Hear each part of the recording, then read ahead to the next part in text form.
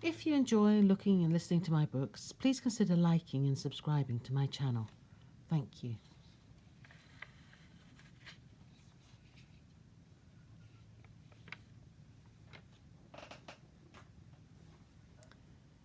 Disney's The Lion King, a Ladybird book, first published in 1994.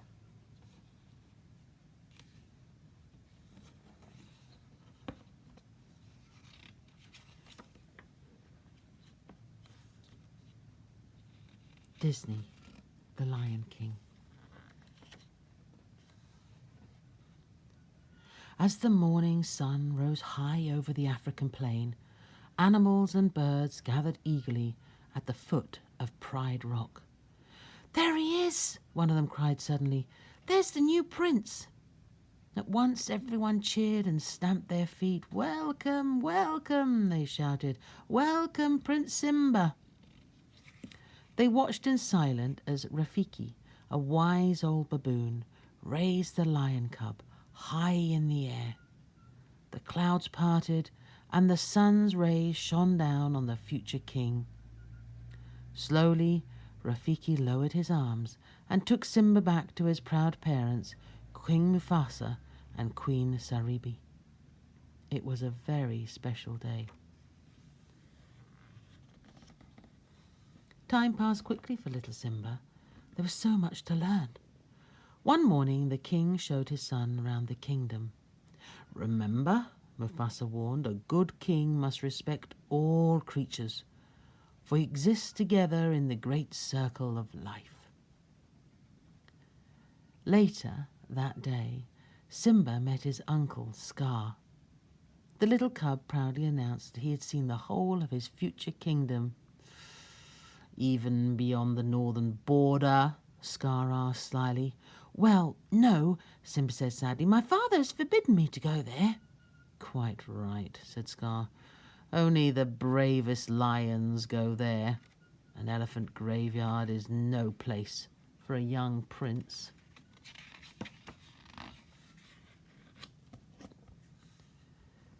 Simba hurried away to find his best friend, a young lioness called Nala.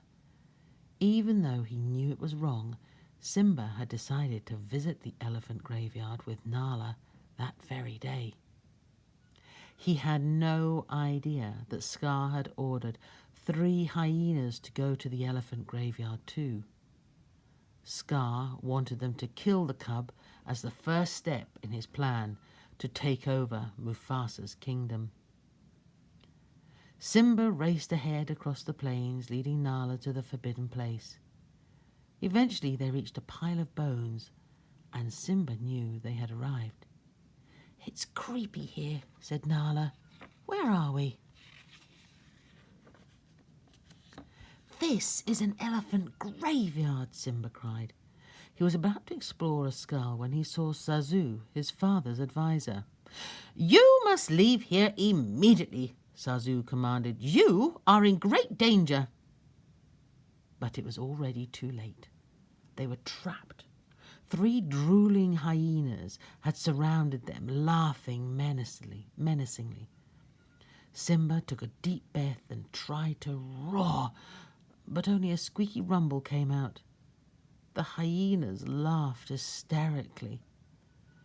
Simba took another deep breath.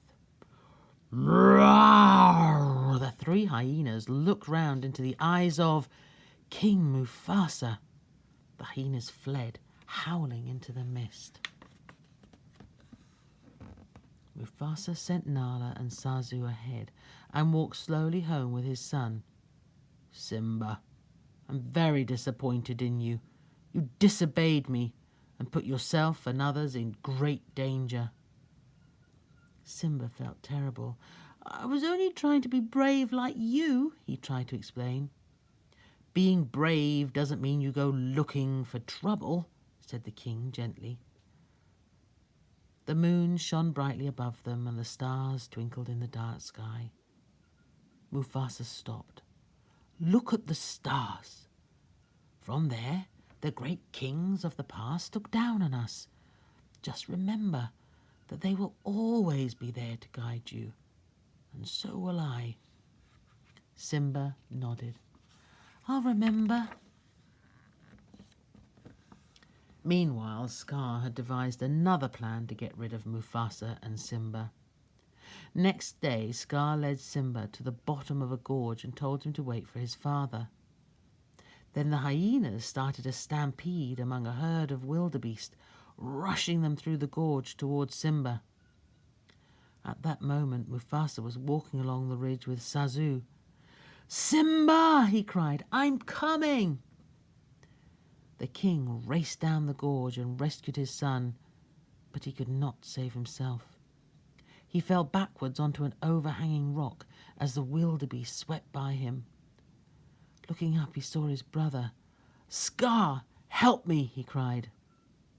But Scar just leaned over and whispered, "Long live the king." And then he pushed Mufasa into the path of the trampling wildebeest.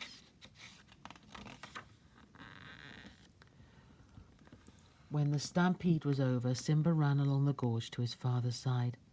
"Father," he whimpered, nuzzling Mufasa's name.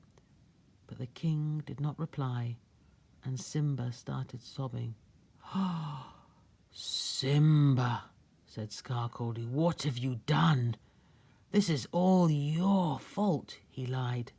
"The king is dead, and you must never show your face in the pride again. Run away and never return." As Scar returned to take the royal throne at Pride Rock for himself, Simba stumbled, exhausted and frightened, through the grasslands towards the jungle. He took a few more shaky steps and collapsed. Hungry vultures circled above him. Eventually, Simba opened his eyes. A warthog called Pumbaa and Timon, a meerkat, were gazing down at him. They gently poured water into his dry mouth. "You nearly died," said Pumbaa. "We saved you." "Thanks for your help," said Simba, "but it doesn't matter. I've nowhere to go." "Why not stay with us?" said Timon kindly.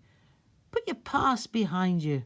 Remember, Hakuna Matata. No worries. That's the way we live." Simba thought for a moment and decided to stay in the jungle with his new friends. Many years later, deep in a cave, Rafiki stared at a picture of a lion.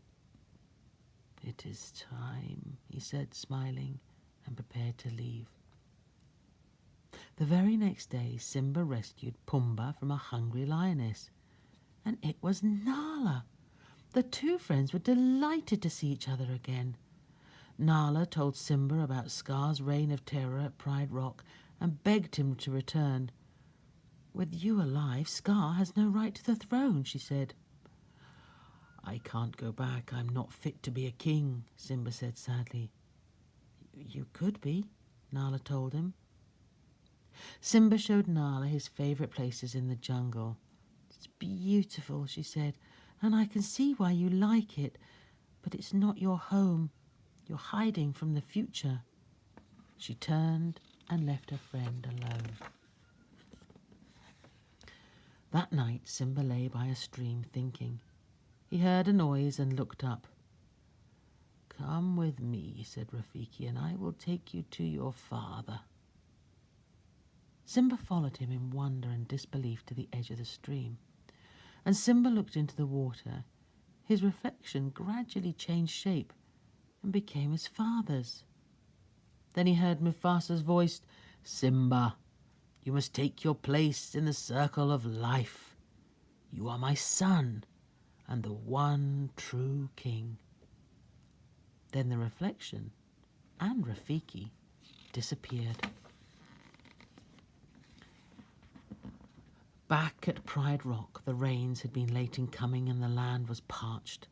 The hyenas paced impatiently round King Scar. "We're starving," they howled. "The herds have gone. There's nothing to eat." Storm clouds gathered in the distance and a lightning bolt scorched the earth. As the dry grasses caught fire, huge flames swept towards Pride Rock. A lion appeared through the smoke. It was Simba. Scar lunged at Simba, determined to kill him just as he had Mufasa. And in the fierce battle that followed, Simba finally heaved Scar over the cliff face. Scar called to the hyenas to save him, but Nala and the lionesses drove them back. Simba was victorious. Nala went to Simba's side. "Welcome home," she whispered. As they smiled at each other, it started to rain. The heavy drops soaked the dry grounds and steam beds filled up once more. The plains came back to life and the herds returned. One dawn, the animals and birds made their way again to the foot of Pride Rock. Watched by the lions, Pumbaa and Timon, Rafiki picked up a tiny cub. He showed the new prince, the son of King Simba and Queen Nala, to the cheering crowd. That night Simba watched the stars rise in the sky. "Everything's all right, father," he said softly. "You see, I remembered." And the stars seemed to twinkle in reply.